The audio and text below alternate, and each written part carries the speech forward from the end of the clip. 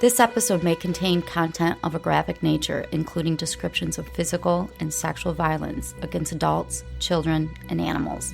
Listener discretion is advised. Hi everyone, I'm Tanya. And I'm Talia. And we are Crimes and Consequences, a true crime podcast.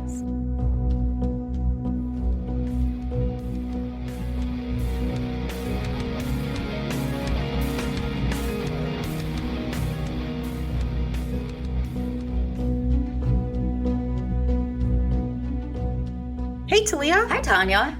How are you today? Today's a great day. How are you? I am doing great, and I hope everyone listening is having a fantastic day. Probably Monday. You're probably driving. Going to work. Listen to some true crime. I hope we can brighten your day slightly. That's a really odd comment to make in a true crime podcast, But podcasts make me happy. And you telling a story makes me happy. So let's start this. Let's get it done. In 1969, John Joubert was only 6 years old. However, it was a year in his life that would make a big mark on the rest of it. His parents had an unhappy marriage, and his mom, Beverly, was trying to leave his father, Jack. Beverly worked outside of the home as a bookkeeper, and Jack worked in the restaurant business. So John and his little sister, Jane, spent a lot of time with a babysitter. John absolutely hated being with the sitter, though, and would spend all day wishing his parents would come home. His hatred soon grew to something much more sinister.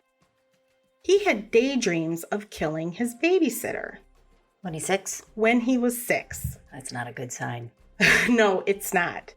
In his 6-year-old mind, John looked at killing his babysitter like it was similar to turning a light switch on and off.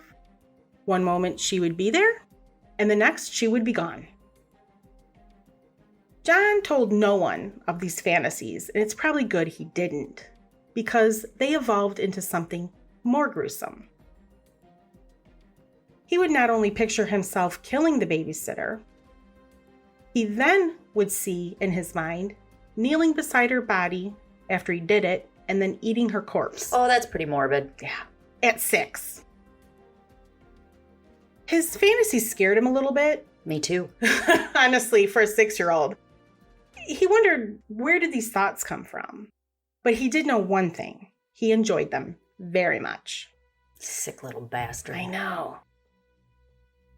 John didn't fit in with the kids at school, as you can probably imagine. Okay, I kind of figured that. Sorry. I know. And he didn't have any friends. He was teased and bullied quite a bit because he was small for his age, so that was a big thing that he got teased about. In order to make friends, he joined the Cub Scouts and thought maybe that would help him, but it didn't. There was just something always off about John. Yeah. Yeah. He wanted to eat the corpse of his babysitter. I know. Kids were just repelled from him. In 1971, John's mom, Beverly, had had enough. She divorced Jack and moved with John and his 5-year-old sister into a small apartment near Lawrence, Massachusetts. John absolutely hated this apartment. It was so cramped and tiny, and he missed his dad. He still had to spend time with that babysitter, which we know he wanted to kill and eat. And there was a new rule that the babysitter enforced. John and his sister were not allowed to go to their dad's house, even though it was right across the street from the babysitter's house. Beverly moved again with John and his sister in 1974, but this time they moved to Portland, Maine. John again had trouble fitting in at school because he probably just got weirder and weirder and didn't have any friends. Yeah, little psychos don't have a lot of friends. No. When he was 12, he fell in love with a girl in his class named Debbie, and he thought she was just the most beautiful girl in the whole school. But any chance that John may have had with Debbie was shattered when a classmate of John's asked him one day if he was gay. John understood gay to mean happy or jovial, so he thought for a second and he said, "Yeah, I'm gay." Of course, that's not what his classmate meant. John. So naive. And the news that John was homosexual spread like wildfire throughout the school. John knew Debbie would hear about it eventually, and he was mortified. Throughout middle and high school, the rumor that John was gay never died. The fact that he was a loner didn't help his situation much. He continued with the Boy Scouts and made it to Eagle Scout when he was 17, which is the highest level of Boy Scouts you can obtain. And side note, only 4% of Boy Scouts ever make it to that level. Impressive. But despite this achievement, he still had a lonely life. He never had any girlfriends, even though he did attend his senior prom. But the girl he went with was just an acquaintance, and he didn't even kiss her goodnight. During his high school years, there was a quiet rage building inside of John. You mean his preschool years? I know. It just never ended, right? He had a lot of anger inside of him that stemmed not only from the bullying at school, but his home life sucked too. His mother was very strict and spanked him until he was 12. And he never got to visit his dad. John kept to himself at school, and on the outside, he appeared to be a quiet, unassuming teenager who excelled in school, in English and history. But on the inside... Yeah, but on the inside, there was a festering rage that would eventually lead John to attacking and killing 3 adolescent boys. 16-year-old John was riding the bus home from his job at the public library in October 1979. He got off on his stop, and as the bus pulled away, John noticed a boy who was walking alone on the sidewalk. John walked toward the boy, behind him, so the boy didn't see him. John made his way closer and closer to the child, and when he was in earshot, he called to him, "Hey, wait a minute." The child turned around and didn't say anything, but he did stand there and allowed John to catch up to him. John asked him his name. The child replied his name was Chris Day. John then asked how old he was, and Chris told him he was 8. Suddenly, out of nowhere, John grabbed Chris by the throat and shoved him against the wall of the bank where they had been standing. Out there in public. Out there in public. Right. Chris struggled, but it only made the grip that John had on his throat tighter. John saw how Chris's face grew red the tighter his grip on his throat became, and the boy thrashed about wildly, with his arms and legs just flailing about. John let him go as suddenly as he had grabbed him, and Chris took off as fast as he could. Hell yeah. Right? It could have been a lot worse. As I'm sure you're going to tell me. Unfortunately. John had a paper route, and he was out delivering the morning paper one early morning, about a month after attacking Chris. And he's in what, 10th grade? Right, he's 16. He's got to be 10th or 11th grade. He had been thinking about the attack on Chris and wanted to do it again. He just had to patiently wait for the chance. His chance came when he saw a child walking along the sidewalk. He called over to her and didn't realize she was a girl of about 7 to 9 years of age until he got closer because she was bundled up so much from the cold. She had stopped in her tracks, which allowed John to catch up to her. He told her to come here, and when she asked why, he said he wanted to talk to her. She asked him, "Are you going to take me home?" And she told John she had a doctor's appointment that morning and she had to get going. He told her, go ahead, and let her go. He was surprised, though, over how she didn't seem to be afraid of him, and neither did Chris. Because he's a kid still. Right, exactly, right? You trust other kids. While John let the girl go, he wasn't discouraged because he viewed this time in his life as a learning experience. He had already learned younger children weren't afraid of him. He knew it wouldn't be long before another opportunity to attack a child would present itself. On December 11th, 1979, so this is probably a month later, 9-year-old Sarah Canty was playing outside with a football. She never noticed the boy on his bike until he sped past her when she bent down to pick up the football. When Sarah went to stand up, a shooting pain went through her back. She screamed and was crying hysterically. Her parents heard her and came outside to investigate. And when they looked, they found a 1/4-inch puncture wound on her back that penetrated her jacket, shirt, and undershirt. Police thought it had been made by a pencil or maybe a screwdriver. Ugh. I know.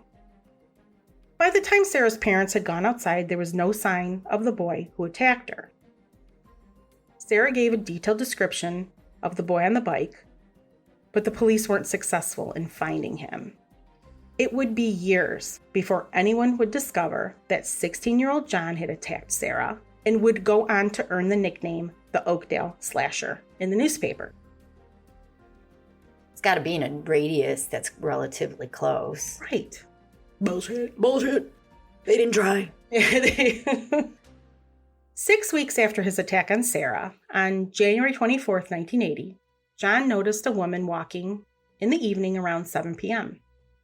She was 27-year-old Vicki Goff, who was on her way to her creative writing class at the University of Southern Maine. Vicki said hi to John as he walked by and thought nothing more about him until he came up behind her and put his hand over her mouth to prevent her from screaming.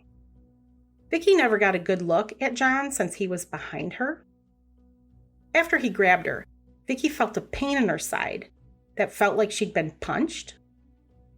She fell to the ground as John ran away and yelled after him, "Why'd you do that?" Vicki touched her side and saw blood. She realized that John had stabbed her. She ended up getting medical help and spent a week in the hospital after suffering a punctured kidney that required surgery to mend. Vicki had only recently moved to Portland with her husband, and after the attack, she moved because she was so frightened and no longer felt safe in the area. Exactly 2 months later, on March 24th, 9-year-old Michael Witham was walking along a sidewalk in Portland. Up ahead of him was a hill where John was on his bike. He yelled to Michael, telling him to come here. When Michael caught up with him, John asked him personal questions like, "Where do you live and how old are you?" John then told him, "Look down there."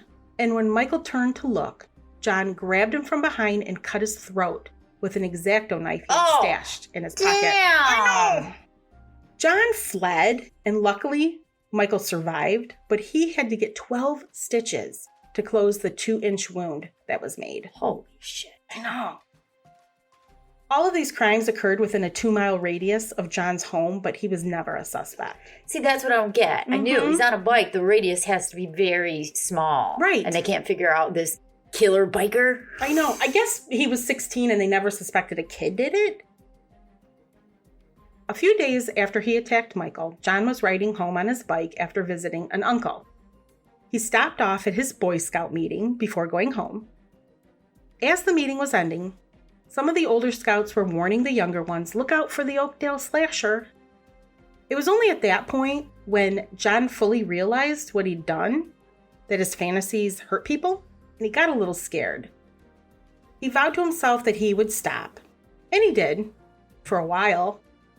That is until August 22nd, 1982. So what's that time frame? How long could he control himself? Almost 2.5 years. Back Cove was a popular trail that joggers and people riding their bikes frequented near downtown Portland. On August 22nd, 1982, 11-year-old Ricky Stetson decided to go for a jog on Back Cove and set out to the trail around 8 p.m. Ricky was small for his age. He looked like he could have been about 9, and he only weighed about 60 pounds. He was wearing his favorite jogging suit. It was gray, with raised letters that spelled out USA on the chest. Ricky had been jogging the trails in Back Cove many times before, without any incident, and he had no reason to think this time would be any different. Do not jog alone in a trail. Ever. Many people along the trail noticed Ricky. He was a little boy with red hair and freckles. He was adorable. By the way, he probably stood out, though. But witnesses also noticed John on his bicycle following a short distance behind Ricky.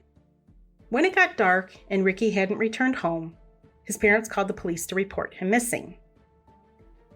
Sadly, Ricky's parents didn't have to wait long before finding out what happened to him. His little body was found the next morning at 7:06 a.m. He was underneath a pedestrian footbridge and was laying on his side. His right arm was extended above his shoulders, and his left arm rested on his stomach, streaked with blood. His gray sweatshirt, the one he loved so much, was now soaked with his blood, so it was like a rust color. It was no longer gray.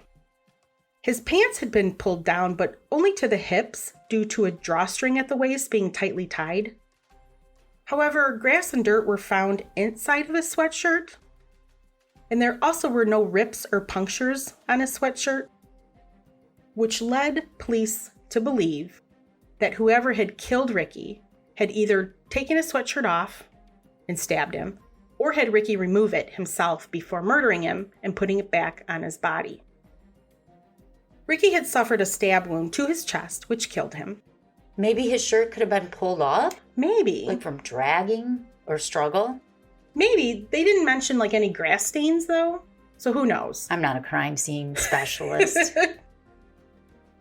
Ricky also showed signs of being strangled both manually and with some type of ligature. There were bite marks on Ricky's right calf. A bite mark on his calf? On his calf. On his lower leg. Mm-hmm. In an attempt to distort the marks, the killer had gouged them with a knife, hoping to cover his tracks. Do they know if he was alive at the time? He was not alive at the time, I don't think. Well, then that would explain the bite mark on the calf. Ricky showed no signs of being sexually molested. Police ended up arresting a suspect, Joseph Anderson, but he was released when his dental impressions failed to match the bite marks found on Ricky. Ricky's case ended up going cold because they really did not have any other suspects. And spoiler alert, John did it. When Joseph Anderson was arrested, John had already fled Maine by joining the Air Force. So he's about 18 now then, right? Mm-hmm. And he was attending basic training 1,500 miles away in San Antonio, Texas. That's why they couldn't track it to him. He was no longer there. During basic training, John made a friend, the first and only he would ever have, who we will call Eric. After basic training, both John and Eric were assigned to Offutt Air Force Base in Bellevue, Nebraska. At Offutt, John trained to be a radar tech, as did Eric. They also both requested to be assigned at the same barracks, and they ate all their meals together. However, things started to change between Eric and John about a month after they were assigned to Offutt. Eric had started distancing himself from John, and John confronted him about it. He figured out John's a weirdo, right? That's what happened. Yeah. Eric had asked for a room transfer after the other guys in the unit had noticed how much time John and Eric spent together and started teasing Eric about it. Like saying he's gay and that kind of stuff. John was crushed to find out that Eric was moving out. I mean, that's kind of stupid. It is kind of stupid. I mean, what, they can't just be friends? Right, they can't just be good friends. BFFs? Boys can't have BFFs. I know, boys aren't allowed to do that. John begged him not to go and told Eric that they knew the truth. They weren't gay. Right. But it wasn't enough for Eric to stay. By August 1983, a year after John murdered Ricky Stetson, he fell into a deep depression. Friendless once again, John tried to distract himself during his free time by building model airplanes. Oh, shit. Stop it. He's not going and picking up girls or anything? No. Or hanging out with other guys? That totally fits my impression of an Eagle Scout. No offense to any Eagle Scouts out there. During one evening of building the models, John was preoccupied and accidentally cut himself with the X-Acto knife he was holding. Blood was pouring from the wound, and John quickly went and visited the base hospital. The wound required stitches, and before he went back to his barracks, a nurse gave him a roll of surgical tape, lots of gauze, and a box of surgical gloves to help keep his wound dry when he showered. Even after the wound healed, John kept the items the nurse gave him in his car, especially when he realized they could be useful. In case he cuts himself again? Nope. The following month, on Sunday, September 18th, 1983, in Bellevue, Nebraska, 13-year-old Danny Joe Eberly woke up at 5:45 a.m. He woke up so early because he had a newspaper route that he had to attend to. The route consisted of about 70 houses. His dad, Leonard, urged him to get up and get moving, so Danny got out of bed and got ready. He knew his customers were relying on him to deliver the Sunday paper in time for breakfast, and he was usually done by 8 a.m. He had been delivering the Omaha World Herald for the past 6 months, and he loved earning his own money. He earned about $20 a week, and a good portion of his paycheck went to buying his own clothes and school supplies. He also had fun with his earnings and indulged in his favorite pastime, playing the video game Pac-Man. Love Pac-Man. Love Pac-Man. Caused me anxiety when I saw those ghosts, but I loved it. I know, I gotta get there. As Danny Joe went outside to head out to deliver his route, his aunt and uncle were in the driveway in front of the house packing up the last of their belongings in a U-Haul truck. They had been staying with Danny and his family along with their 5 children because Uncle Tom had lost his job in South Dakota. However, the family was heading back to South Dakota that morning because Uncle Tom had miraculously found another job and the family was heading home. Before he was ready to start his deliveries, Danny was securing the last of his newspapers with rubber bands in the parking lot of a nearby Dairy Queen. Danny was oblivious to what was going on across the street while he bundled the papers. John was watching him in those early morning hours from the convenience store across the street. What's John doing up? Doing this. Creeping. Being creepy is what he was doing. Danny got on his bike and pedaled away to start his route. John started up his 1979 beige Nova and drove it in the same direction as Danny. In order to not look too suspicious, he drove past Danny and pulled into a gravel parking lot in the back of a dentist's office and parked his car. As he got out of his car, he put surgical gloves on, those ones that were handy-dandy from the nurse, and headed in the direction where Danny was busily delivering the Sunday paper. He approached Danny on foot, and Danny said hello to him. He curtly replied a hello and walked past Danny, then stopped walking. Unbeknownst to Danny, John had turned around and watched Danny as he delivered to the first 3 houses on his route. By the time Danny went to deliver the 4th house, John had stealthily caught up to him and put his hand on Danny's shoulder. Startled, Danny could only mutter hello again, and John grabbed him and put his hand over Danny's mouth. John had a knife with him, which he held up for Danny to see.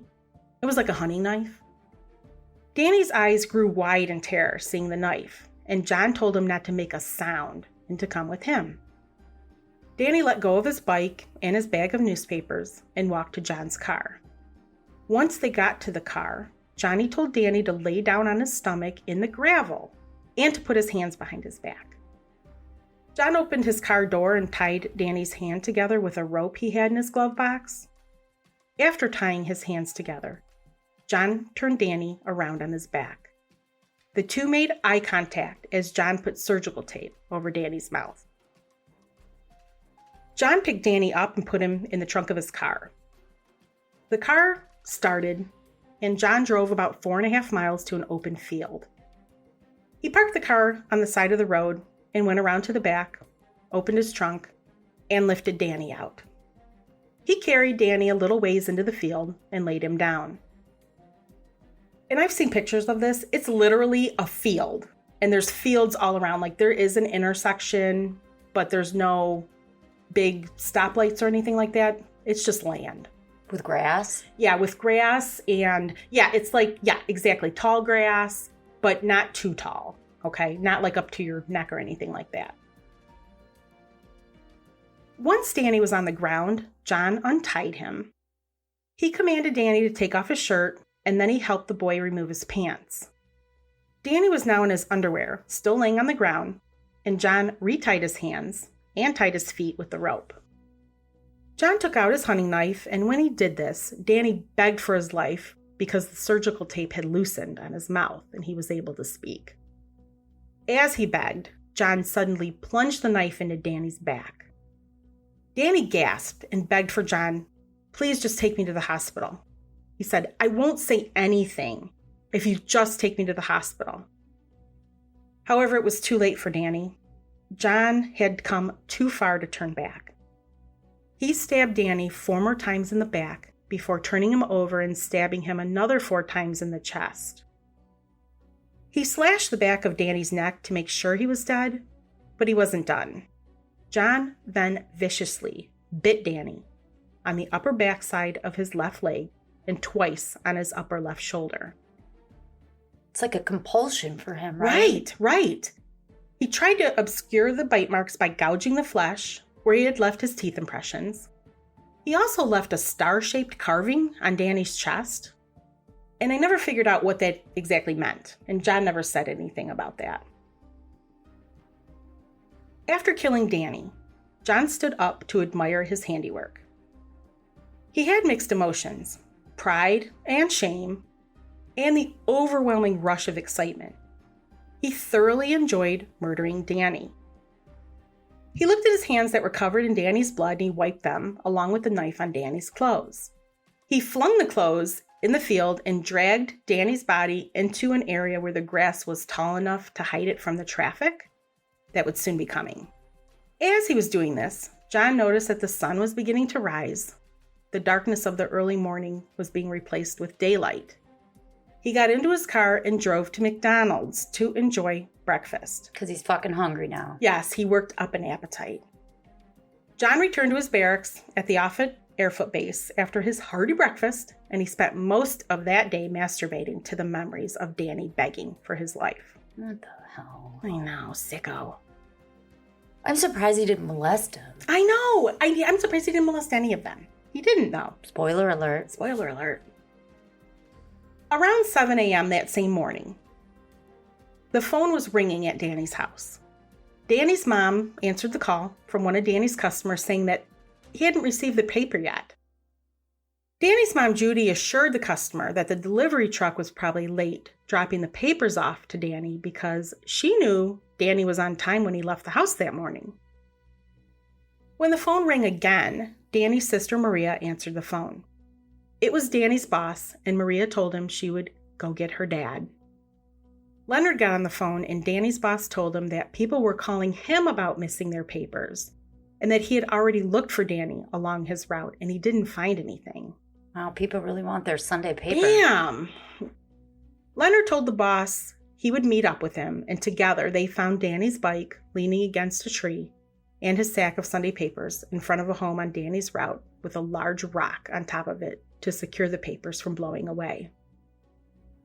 Leonard went home, and he and Judy went to the police to report Danny missing. A responding officer had them fill out some forms and told them just go home and wait while the police searched. Danny's parents told the police that maybe Danny had been a stowaway in the U-Haul that his aunt and uncle were driving back to South Dakota. But when they were eventually contacted, Danny wasn't with them, and any glimmer of hope that Leonard and Judy had really diminished with that news. 3 days after he was kidnapped, on September 21st, Danny's body was discovered in a grassy area just off the road near Offutt Air Force Base. Danny was found lying face down, only wearing his underwear, with both his hands and his feet bound with rope. He had been stabbed 11 times. The FBI got involved with Danny's murder investigation, mainly because there was a 12-year-old paper boy who was kidnapped in Des Moines, Iowa, the year prior.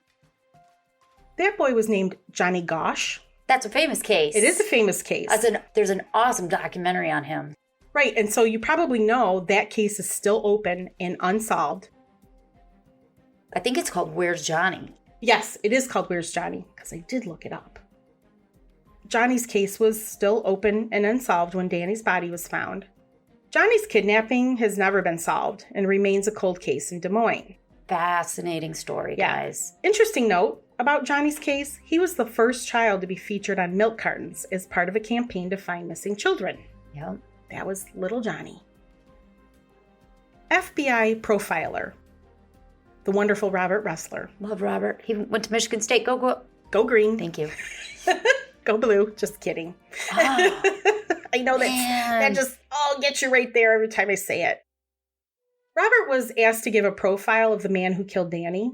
He determined that the killer must be of a small stature because Danny's body was close to the road, and the killer wouldn't have been very strong and wasn't able to carry Danny's body further into the field. He also determined that the murderer wasn't very experienced and may not have known the area where Danny's body was found very well, mostly because it hadn't been hidden. Later, he would amend the profile to include that the killer spent time with adolescent or teen boys, probably through some organization or club where he met them. He suspected the killer had some knowledge of homicide investigations and probably got his knowledge through detective novels or magazines, mainly due to how the killer tried to obscure the bite marks on the body. Before I continue the story, let's take a break. In August, right before he killed Danny, John met Don Shipman for the first time. Don was a Boy Scout master and was looking for an assistant with the hopes of finding someone who could take over the troop. John contacted Don in the hopes of filling the spot. Don was immediately impressed with John's clean cut, good looks, and warm personality. Because John is a cute boy. yeah, I know. I saw pictures of him as an adult. He's a good-looking man on death row. Spoiler alert. You don't really find many of those. You don't. You don't. Don told John he would be in touch. Don did some background checking, like he contacted John's supervisors at the base, and they all said that even though he hadn't been there long, he was progressing like he should, which cemented in Don's mind that John was the man for the job. He invited John to his home for an upcoming get-together with the scouts in the troop and their parents, which actually took place the very same day that he murdered Danny.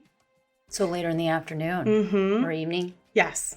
During the party, instead of talking about troop business, all anyone could talk about was Danny's disappearance. John took some pleasure in wondering how these parents would react if they knew he was Danny's killer. He found it all very surreal, so much so that early the next morning, he drove out to the field where Danny's body was to make sure it had really happened, and it was real. John went back to the base and again masturbated to Danny's pleas for his life. Asshole. An activity that John enjoyed doing when he wasn't being a total creeper was playing video games. Not long after Danny's murder, John was playing at the same convenience store where he had spotted Danny, and he saw another boy who looked familiar to him. He asked the boy if they'd met before, and the boy introduced himself as Jeremy Culver, one of the boys in John's Boy Scout troop.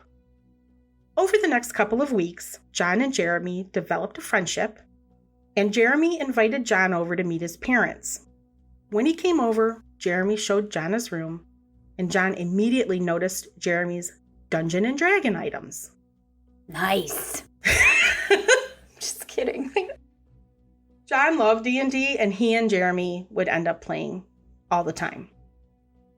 Since it was recent news, and Jeremy being close to Danny's age, Jeremy brought up Danny's abduction and murder when he was with John, and the two started talking about it. No, John didn't confess to the crime. Jeremy told John he was afraid of the killer who had murdered Danny. He didn't understand why someone would kill a kid, and he was afraid he would be next. John told him the killer was a jerk, and not to worry about the killer coming after him. Jeremy was insistent, though. He was really scared. And he was having nightmares. If only he knew how scared he should be. Right? John assured him, though, Jeremy had nothing to worry about. John promised him. About 3 months after Danny's murder, on December 2nd, 1983, Christopher Walden was getting ready for school. His mom was making his breakfast while he was dressing and combing his hair. He was 12 years old, and at the age where he started noticing the girls in his class, looks were important to Chris, and he was making sure his hair was just perfect. When Chris emerged from his room and went down the stairs to eat his breakfast, his mother noticed he was wearing his brand new tennis shoes. It's got to look good. Right, exactly. Gotta impress the girls. It had snowed in the days previous, and his mother was not going to have Chris ruin his new shoes by trudging through the snowy sidewalks. She had him go back upstairs and change into his winter boots. Chris was irritated, but he did as he was told. As he walked up the stairs, though, he stomped as hard as he could to make sure his mom heard his displeasure in having to change his shoes. I can just picture that too. Stomp, stomp, stomp, stomp. Damn kids. When he finally got downstairs, he hurriedly ate his breakfast and got his coat on to leave. His mom reminded him to wear his hat, to which Chris protested and said that it was going to ruin his hair. But his mom was having none of it. Chris walked out the door to walk the 8 blocks to school, wearing his hat and winter boots as he was instructed. This would be the last time his mother ever saw him alive. John's urge to kill again was nagging at him. Since he had killed Danny, he had cruised around Bellevue a few times, scoping out possible victims, but none of them had panned out. That was until he spotted Chris walking to school. John parked his car and walked across the street to catch up to Chris. He did like he always did, said to Chris, "Hey, wait a minute," and Chris stopped and waited for John to catch up with him. John put his hand on Chris's shoulder and told Chris that he was to come with him, and if he did, he wouldn't get hurt. John put his arm around Chris and pushed him toward the car. When they got there, John had Chris get in and stay on the floor in the front seat. John went around to the driver's side, and when he got in, Chris was crying.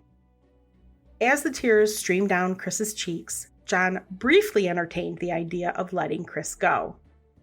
He didn't, though, because he knew Chris would probably immediately go to the police, and besides, the desperate need to kill was eating away at John so much that he knew he had to satiate it soon.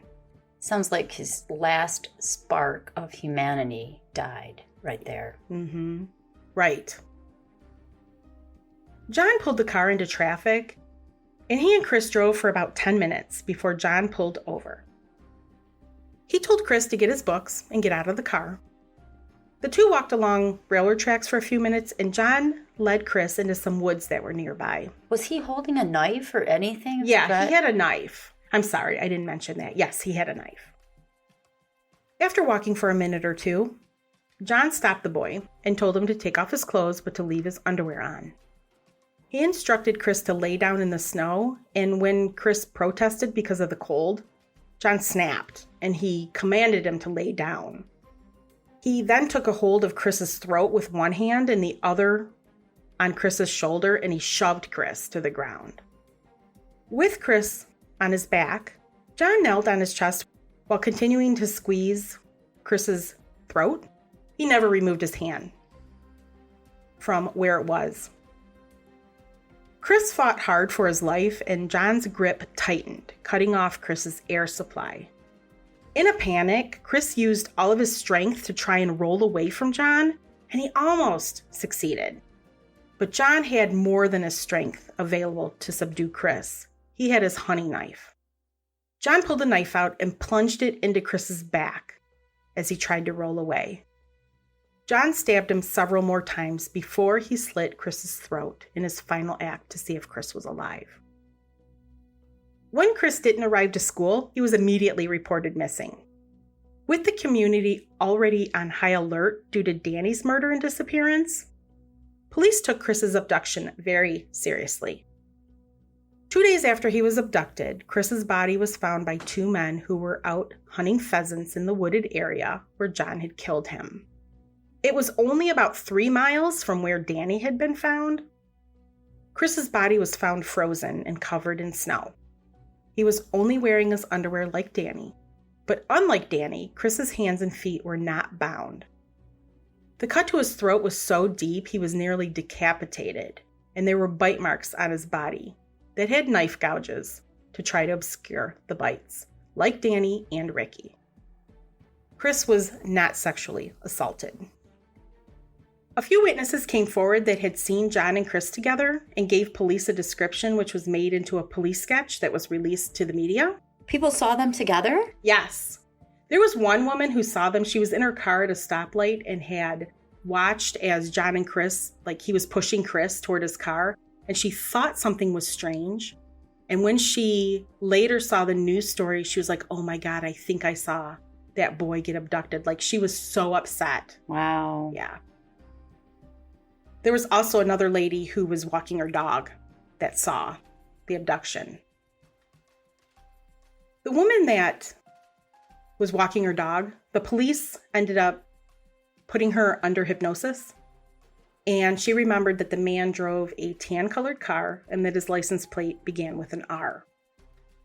A little over a month after Chris was killed, on the morning of January 11th, 1984, preschool teacher Barbara Weaver was in her classroom preparing for the upcoming school day.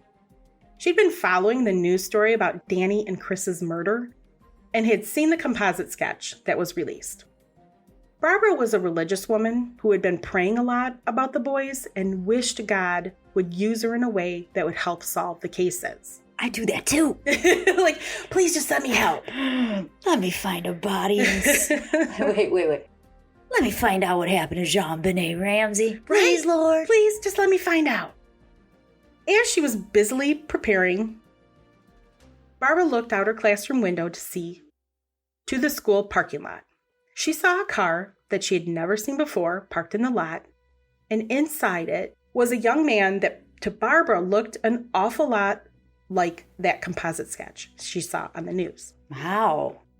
While she looked at him, she made eye contact with him, and he gave her an extremely uneasy feeling.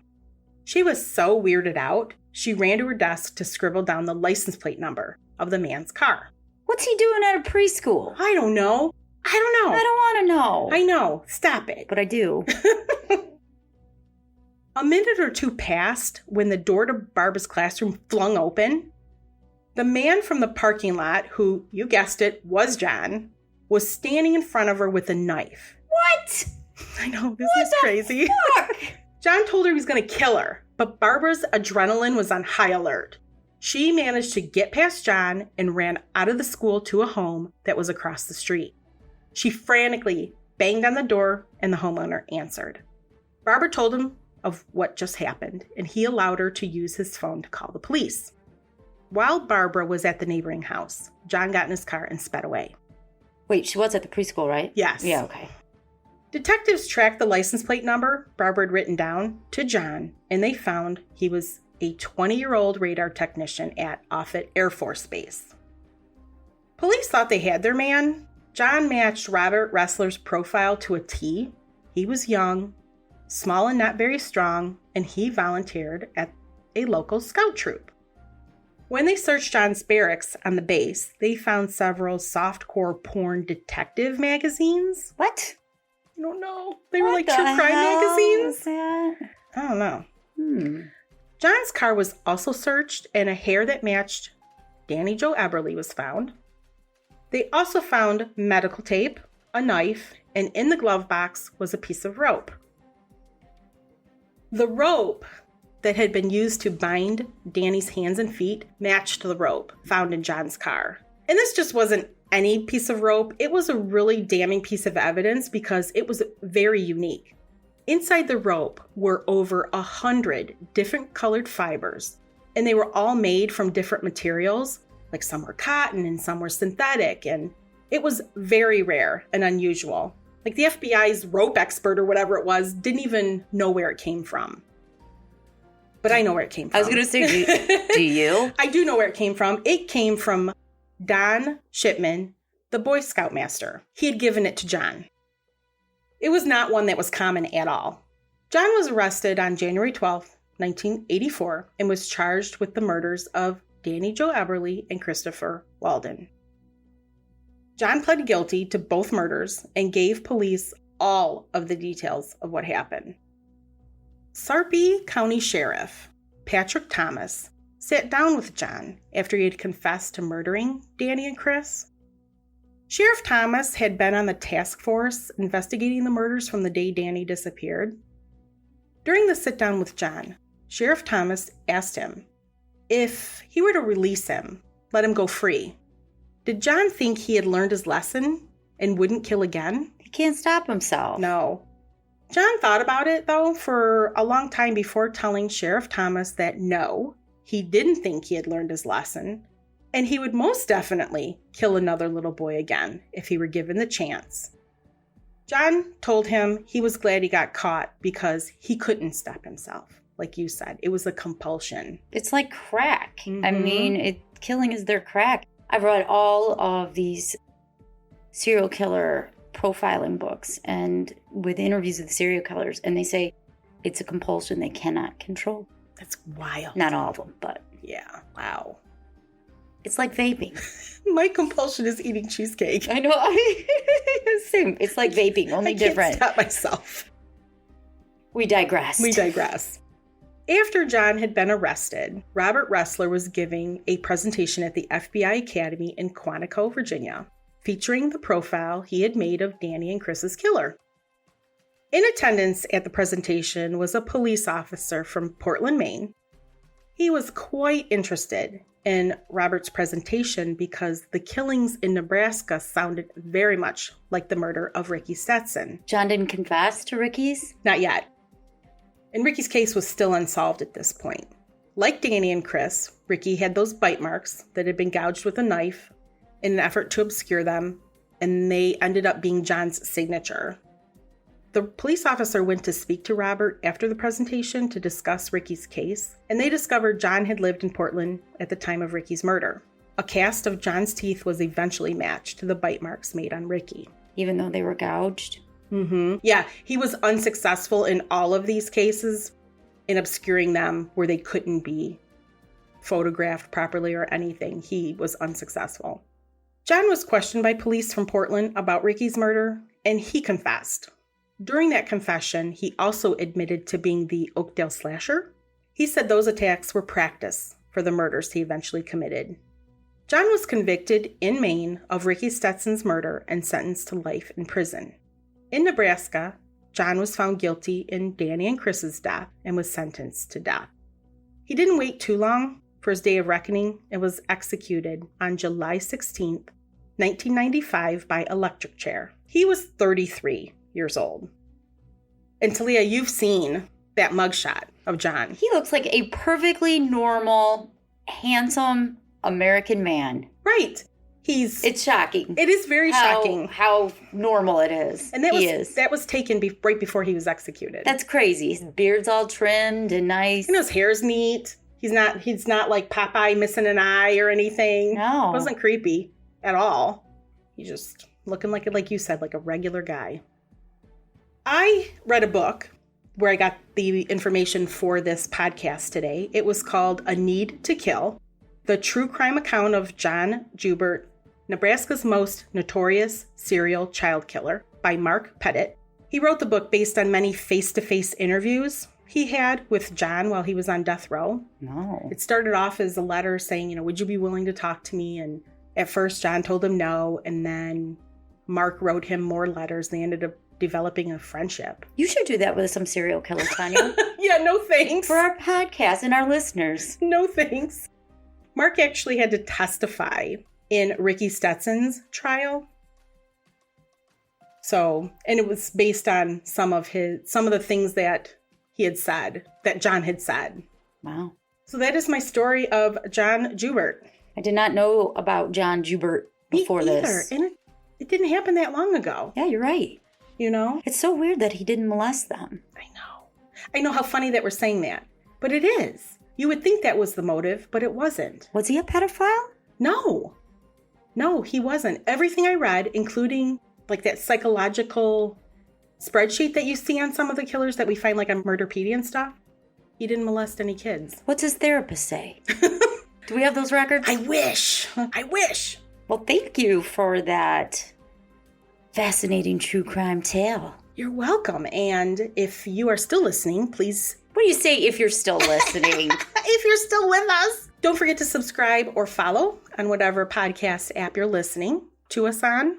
If you'd like to find out more information about today's episode, you can go to our website, tntcrimes.com, or our other episodes. If you'd like to become a member and get all of the benefits membership gives you, which are extra episodes, mini episodes, Early releases.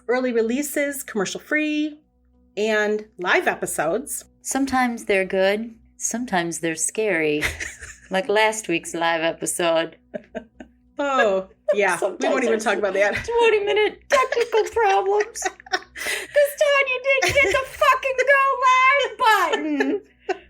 That's a fucking classic, Tanya. Like, it's not working. It's not working. Why? I'm in a panic. You can go to patreon.com/TNT Crimes. Check us out.